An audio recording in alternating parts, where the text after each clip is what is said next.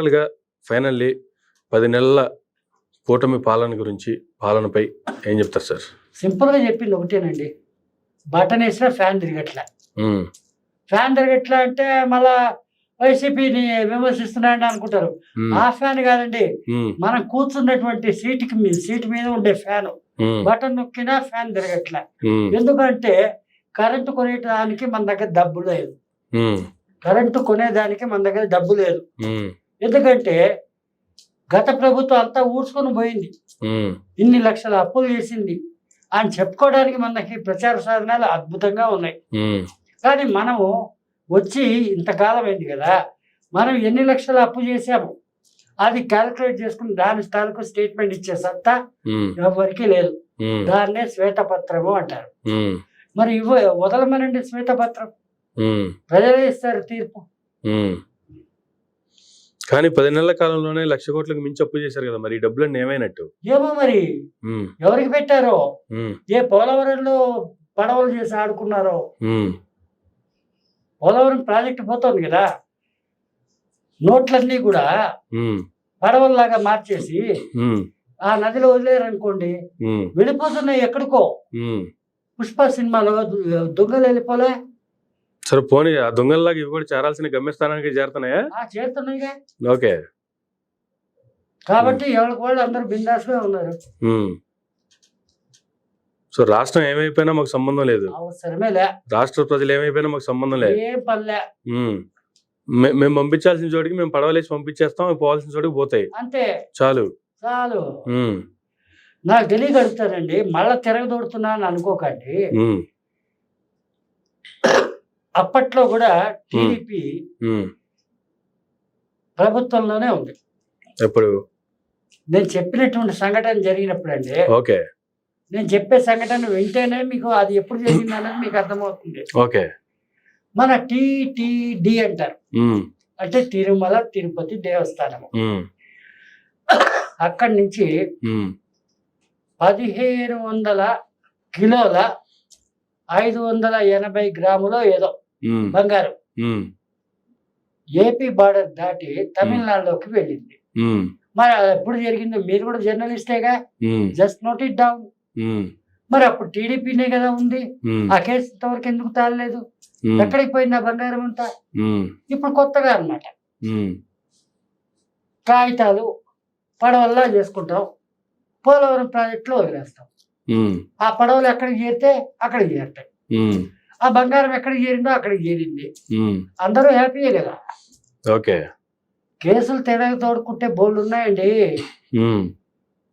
Skill development case అని అంటే ఏంటి దాని అర్థము? సామర్థ్యపు పెంపుదల కోసం శిక్షణ అనేది కదా దాని అర్థము. మరి ఆ శిక్షణ కావాలి అని అంటే స్కిల్ డెవలప్మెంట్ అన్నది మనం సాధించాలి అంటే నైపుణ్యత సాధించడమే కదా. అంతే కదా. కాబట్టి మా స్కూల్లో చేరండి, స్కిల్ డెవలప్మెంట్ కింద మీకు అన్ని నేర్పిస్తాము. మరి 1,500 కిలోల 580 గ్రాములు ఉన్నాయిగా బంగారం, అది ఎక్కడికి పోయింది? స్కిల్ డెవలప్మెంట్ డిపార్ట్మెంట్ నడిచి చెప్తారు. ఓకే, అర్థమైందండి? అవన్నీ తిరగదోడాలండి. అప్పుడే ఎక్కడికక్కడ మడిగుడ్డ ఏది తడిగుడ్డ ఏది అన్నది అర్థమవుతుంది. పొడిగుడ్డలు ఎవరికి లేవండి, ఉన్నవన్నీ మైలగుడ్డలే. మైలగుడ్డలు అంటే అర్థమైందా? Stay free. పక్కగా తడిసిపోయిన స్టే ఫ్రీలు కట్టుకుని తిరుగుతున్నారు అంతే. Okay, right sir, thank you very much. అనేక విషయాలకు సంబంధించి ఆఫ్టర్ లాంగ్ టైం వచ్చినా కూడా చాలా డీటెయిల్ గా మా ప్రేక్షకులకి మీ యొక్క విలువైనటువంటి విశ్లేషణ ఇచ్చారు. థ్యాంక్ యూ వెరీ మచ్ అండి. నేను కూడా మీ ప్రేక్షకుల్ని అంటే ట్రోలర్స్ ని అత్యంత ప్రేమపూర్వకంగా చేసుకునే విన్నపం ఏంటంటే, నేను మాట్లాడిన మాటల్లో నిజాల్ని ఆలోచించండి, దాన్ని సరైన మనసుతోటి అర్థం చేసుకోండి.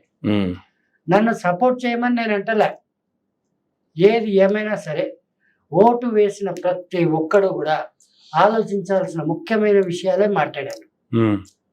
అది ఇప్పటికే కాదు, అయిపోయా, గతం గత. కనీసం క్రోకడైల్ ఫెస్టివల్ రాబోతోంది, అప్పుడన్నా బాగుపడండి. మిమ్మల్ని నమ్మినటువంటి నాయకులకు మీరు ఓటేయండి. అదే విధంగా మీ సంక్షేమం కోసం పాటుపడే నాయకుల కోసం మీరు ఓటు వేయండి. అంతేగాని పార్టీలు కాదు ముఖ్యమైనది. పార్టీలు అంటే ఏంటి? ఒక బిర్యానీ ప్యాకెట్, ఒక హాఫ్ బాటిల్, ఇదేనా పార్టీ అంటే? అలాంటి వాళ్ళ కోసం మీరు ఓట్లు వేయకండి. డబ్బిచ్చే వాడి కోసం ఓట్లు వేయకండి. వాడు 5,000 ఇస్తాడండి. ఆ 5,000 కరెక్ట్ గా లెక్క చూసుకుంటే రోజుకు 10 పైసలు వాల్యూ కూడా చేయరు. ముష్టి అండి, వీరముష్టి. ఆ వీరముష్టి కోసము మిమ్మల్ని మీరు అమ్ముకోకండి. మీ వ్యక్తిత్వాన్ని, అస్తిత్వాన్ని అమ్ముకోకండి. మీకోసం పాటుపడే సంక్షేమం కోసం, మీకోసం పాటుపడగలిగిన సంక్షేమం కోసము, ఆ సంక్షేమాన్ని అమలు చేయగలిగినటువంటి వ్యక్తుల కోసము మీరు ఓట్లు వేయండి. ఇక్కడ కూడా నేను ఏం చెప్తున్నాను, వైసీపీకి ఓటు వేయమని నేను చెప్పలే, టీడీపీకి ఓటు వేయమని నేను చెప్పలే, బీజేపీకి ఓటు వేయమని నేను చెప్పలే, జనసేనకు ఓటు వేయమని నేను చెప్పలే. మీకు ఇష్టం వచ్చిన వాళ్ళకి ఓటేయండి, కానీ ప్రజా సంక్షేమం కోసం పాటుపడే వాళ్ళ కోసం ఓటేయండి. బస్.